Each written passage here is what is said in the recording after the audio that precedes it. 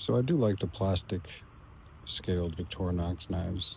Classic SD specifically. This one's a limited edition 2014, a Swiss clockwork.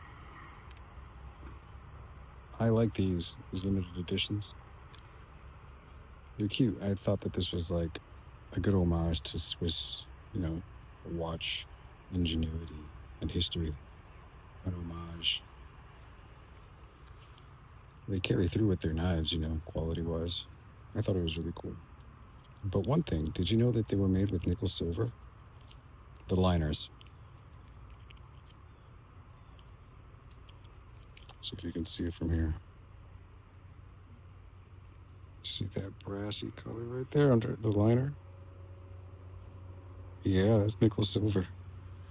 Let me show you what the aluminum looks like by comparison.